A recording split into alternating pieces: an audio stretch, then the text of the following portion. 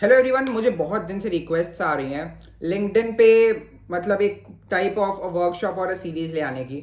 तो मैं आज से एक 4 से 5 वीडियो की सीरीज निकाल रहा हूँ, जिसमें मैं लिंक्डइन के बारे में आपको A to Z बताऊंगा। अगर आपकी एक प्रोफाइल नहीं भी है तो वहां से लेके आपको एक अच्छी खासी प्रोफाइल, प्लस आप उसको ऑटोमेट कैसे कर सकते हैं, आप क्लाइंट्स को आउटरीच कैसे कर सकते हैं, मेरे टेम्पलेट्स, मैंने कैसे टेम्पलेट्स यूज़ किए, मैंने कैसे क्लाइंट्स क्लोज किए।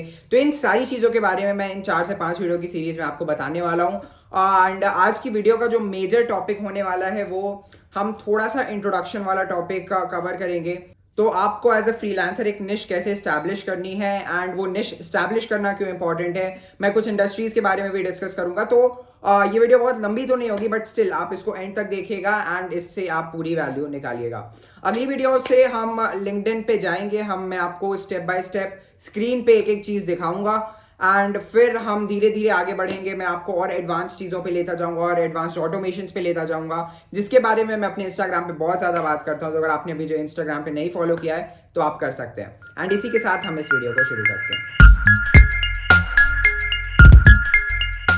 तो जैसा कि आप देख सकते हैं, मैं अपनी लिंक्डइन की स्क्रीन पे आ चुका हूँ एंड अब मैं साइन अप करना नहीं बताऊंगा क्योंकि वो बहुत ज़्यादा ही बेसिक प्रोसेस है।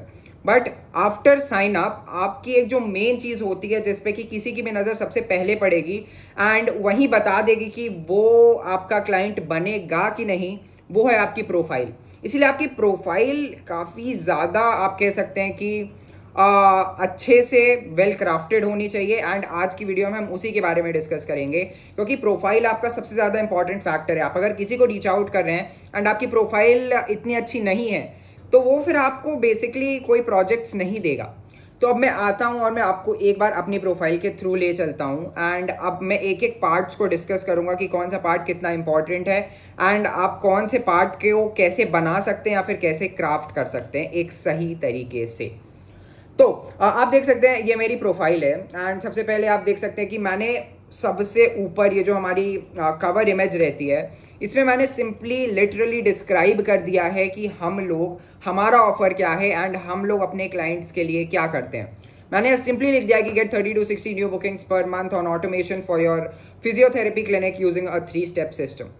तो मैंने यहाँ सिंपली अपना ऑफर बता दिया सामने वाले को।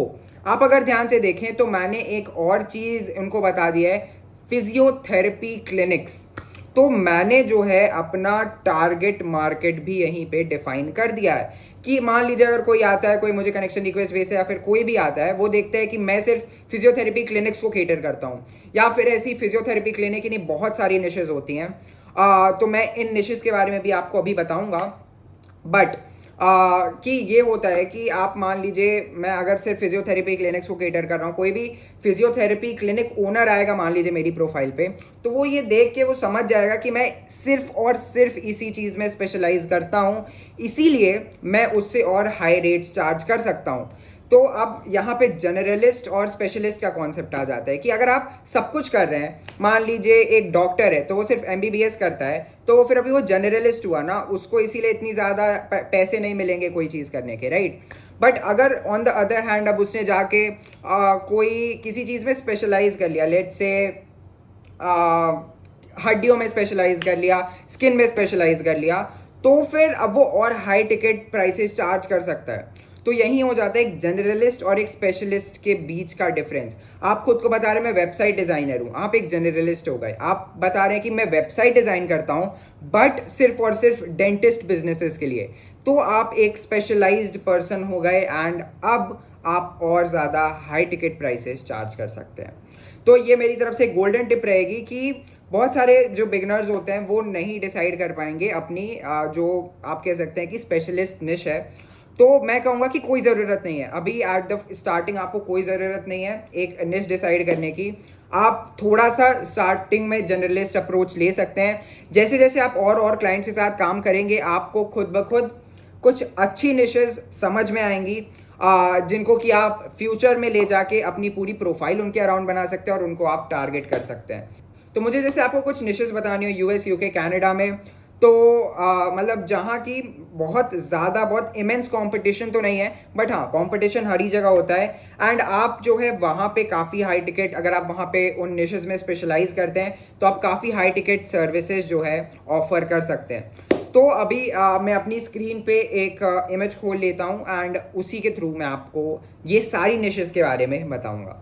तो आप जैसा कि देख सकते हैं यहाँ पे कुछ निशेस मेंशन्ड है, जिसमें कि आप देख सकते हैं ऑटोमोबाइल डीलरशिप्स, और जो कंपनीज जो है कार मतलब डीलरशिप्स, जो कार डीलरशिप्स होती हैं वो काफ़ी ज़्यादा स्पेंड करते हैं एड्स पे। तो आप जो है सिर्फ उन्हीं के स्पेशलिस्ट बन सकते हैं कि मैं सिर्फ और सिर्फ ऑटोमोबाइल डीलरशिप्स को ही केटर करूंगा, मैं उनकी वेबसाइट्स बनाऊंगा, मैं उनके लिए एड्स रन करूंगा, या फिर मैं उनके लिए ग्राफिक डिज़ाइन करूंगा, या फिर मैं उनके लिए सिर्फ और सिर्फ सोशल मीडिया मार्केटिंग करूंगा।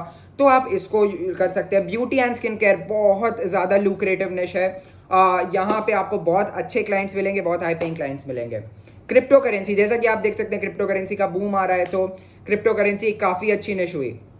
Electronics, fashion retail, fitness and health, आप जो है जिम ओनर्स को टारगेट कर सकते हैं सिर्फ और सिर्फ कि मैं आपको आपके जिम के लिए नए लीड्स ले आके दूंगा पर मंथ, या फिर आप किसी प्रोटीन या सप्लीमेंट बिजनेस को टारगेट कर सकते हैं जिनको कि अपने सप्लीमेंट सेल करने हो, तो आप ये कर सकते हैं। देन आया होम एंड गार्डन, आप गार्डनिंग कंपनीज को सिर्फ और सिर्फ टारगेट कर सकते हैं, आप होम अप्लायंसेस कंपनीज को टारगेट कर सकते हैं, इंश्योरेंस कंपनीज को टारगेट कर सकते हैं। मैंने देखा इंश्योरेंस कंपनीज बहुत ज़्यादा एड्स रन करते हैं। आप यहाँ पे देख सकते हैं कि इंश्योरेंस कंपनीज एवरेज CPC वहाँ कितनी ज़्यादा है, मतलब अगर $17.55 जो है CPC है, तो आप देख सकते हैं कि उस निश में कितना ज़्यादा कंपटीशन है। इसका मतलब कितने ज़्यादा बिजनेसेस एड्स रन कर रहे हैं, तो इसीलिए इंश्योरेंस एक काफ़ी अच्छा निश है। इंटरनेट एंड टेलीकॉम हो गया, आप ज्वेलरी बिजनेसेस को टारगेट कर सकते हैं, legal, marketing and advertising businesses को आप टारगेट कर सकते हैं।